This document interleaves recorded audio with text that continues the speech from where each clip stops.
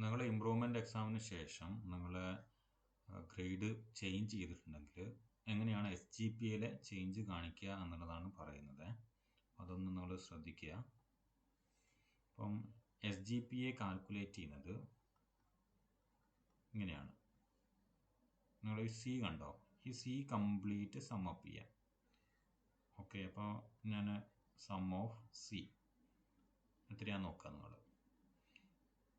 Okay, some of C അത് ഇവിടെ നോക്കുകയാണെങ്കിൽ എത്രയാണ്? 16 ആണ് അല്ലേ? ഇത് ഓർമ്മയിലുണ്ടാവുക 16. ഇനി ഇപ്പം ഈ ഒരു പേപ്പറിന് 8 എന്നുള്ളത് നിങ്ങൾ ഇമ്പ്രൂവ് ആയപ്പോൾ 9 ആയി എന്ന് വിചാരിക്കാം. ഓക്കെ, ഇമ്പ്രൂവ് ആയപ്പോൾ 9 ആയി. അപ്പോൾ സ്വാഭാവികമായിട്ടും ഈ 16 എന്നുള്ളത് എന്താവും?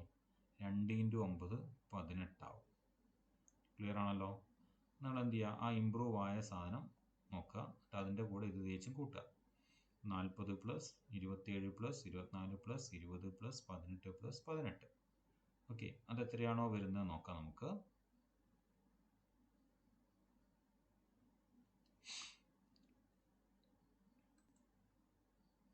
നോക്കാം നിങ്ങൾ. 40 + 27 + 24 + 20 + 18 + 18. അതിനെ നമ്മൾ നേരത്തെ കിട്ടിയ ഈ സമ്മ് കൊണ്ട് ഹരിക്കുകയാണ് വേണ്ടത്. സോ ഹരിക്കണം 16 = 9.1875. അപ്പോൾ നേരത്തെ 9.063 ഉണ്ടായിരുന്ന SGPA ഇപ്പം ഇമ്പ്രൂവ് ആയപ്പോൾ എത്രയായി? 9.188 ആയി.